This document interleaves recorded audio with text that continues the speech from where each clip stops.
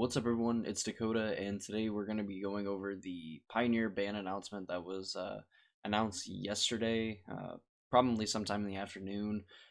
Uh, Really kind of weird and interesting, and probably going to be like a shorter video just because it is one card, but it's a very interesting card, and one that I don't think people really had on their radar, especially like some of the bigger YouTubers and stuff going into this ban announcement, and especially getting banned in this format in general, as Veil of Summer. Veil of Summer is 1 green for an instant. Draw a card if an opponent has cast a blue or black spell this turn. Spells you control can't be countered this turn. You and permanents you control gain hexproof from blue and from black until end of turn. So this card does a lot for 1 green mana, and people have been talking like that it's basically cryptic command, because if your opponent goes to like counter your spell and you Veil of Summer, you obviously get to, if it resolves, you obviously get to counter their spell because your spells can't be countered, and you get to draw a card because they more than likely cast a blue counter spell to counter your spell. It also gave decks like the Nexus of Fate decks and the JEC combo decks, the Jeskai Sensei combo decks, a lot of play against counter spells because they could just play this and then attempt to go off. Because if they don't counter the Veil of Summer, then they obviously can't counter any of your other spells. And if they counter the Veil of Summer, well, then you're pretty okay with that, because then they more than likely don't have another counter spell for your uh, combo turn, essentially. Other things like this blanks, like Thoughtseize, uh, why can't Duress, things like that, removal spells on like your creatures or your planeswalkers. Just it's a card that does a lot, and it does a lot specifically to the two colors that are, I would say, the most annoying to like newer players. It's black, which obviously is a ton of removal, blue, which is a ton of like counter spells, bouncing, things like that. And the fact that this card lets you draw a card if your opponent attempts to counter anything, then stops your spells from being countered, then also gives your permanents and you hexproof from blue and from black as well. It's a card that does a lot. And it's crazy to think that for 1 green mana, like, it does all of these things.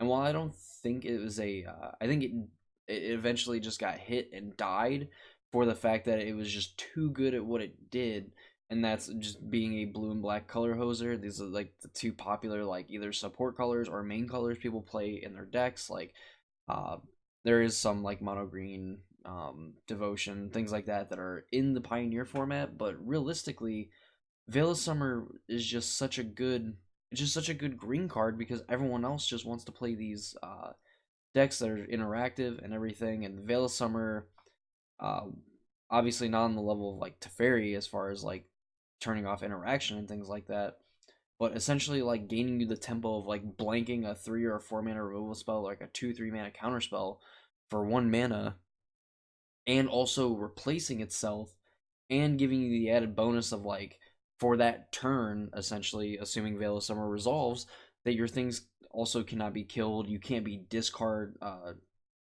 spelled, and even like any other spells that you'd play that turn just can't be countered either.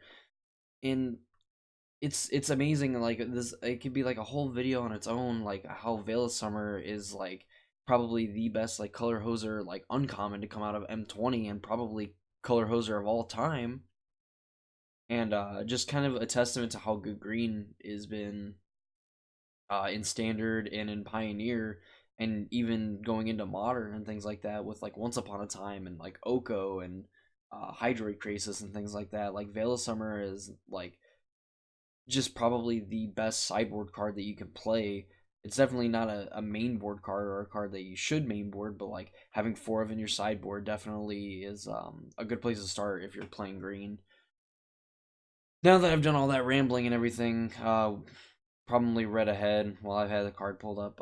Basically, their reasoning for banning Veil of Summer is to increase the amount of interactive decks in the format. Observing the evolution of the Pioneer format after last week's bans, We're generally seeing positive changes into the metagame. However, green-based aggro and ramp decks still remain overrepresented in the competitive metagame at the expense of mid-range and control. Therefore, we are banning Veil of Summer to better allow for natural metagame forces to provide counter pressure against these strategies. We expect this to increase incentive to play reactive strategies that will help keep the format balanced over the long term without fundamentally changing any of the diversity of decks currently available in Pioneer. We'll follow up with any further changes if needed next Monday, November 18th, but please note that the Pioneer update will take place that afternoon, separate from the regular scheduled B&R update for all their formats. We also want to highlight that they will be aligning the Tabletop Magic Online effective dates going forward. In the past, we've held effective dates for Tabletop to prevent disruption in already planned tournaments. However, with the fast iteration of Pioneer, it makes more sense to align the dates to allow players to adapt and test quickly. So this is kind of like a new thing that they've also done too, and something I'll touch on while we're here. Um, Essentially meaning that the I believe the tabletop dates would be like the week after the B&R was announced, and then the Magic Online date would be sooner than the effective tabletop date to basically let players that have been testing for like bigger formats, like for GPs or the Pro Tour or even some SCG events. I believe some of them have like kind of helped with that. Not so much recently, but in the past. And I kind of like that change as well because it almost didn't make any sense to me. Like it's a good reason probably to delay it, but I'm glad that since we are going to be getting from the looks of it more frequent ban and restricting announcements instead of like 4 to 6, I believe 4 to 6 like a year, and of course like the potential emergency ban, just like basically keeping everybody on their toes, like, and being able to make bans to for the sake of like a healthy metagame. It's pretty sweet. A lot of players probably won't like it if you prefer playing like the broken decks and things like that, but if you're used to just playing the uh, really just like the non-broken decks, or like possibly even like your favorite deck, things like that, you're more than likely okay and aren't affected too much by it. And again, like, I think their main focus right now is making sure that like the metagame, especially in their new format, is as healthy as it can be and as diverse as possible to reach the most amount of people to play it. So while not necessarily like a bad thing in my eyes, I can see where it can be annoying. But yeah, that's gonna wrap up. I think this video is kind of longer than what I expected it to be, but like that's kind of my thoughts on like Veil of Summer as a card and like getting banned. TLDR, I don't think Veil of Summer like should have been banned, but I can see why. It does a lot of things. Like maybe it being banned isn't necessarily a bad thing, but like it opens the door and like opens the possibilities for other cards that could definitely be banned, and definitely opens up to a wider range of cards that like maybe aren't, I would say, powerful, but they do a lot of things, and those cards could get hit too if it means that it like powers certain archetypes to an abnormally high percentage of the metagame. And obviously, people don't want that because then we're only playing one deck instead of playing like 15 different decks like you can in Modern. But yeah, that's gonna wrap up this Pioneer announcement. This should be going up Tuesday. So on Wednesday, I'll have like a tournament report from the Pioneer event that I'll be playing in. Well, today when this video goes up, and then also going over a deck tech that'll come out around the same time that other video comes out too. Probably going over some going over some sweet like monocolor Pioneer decks. Probably not mono green. I've seen like some mono blue like tempo list stuff like that.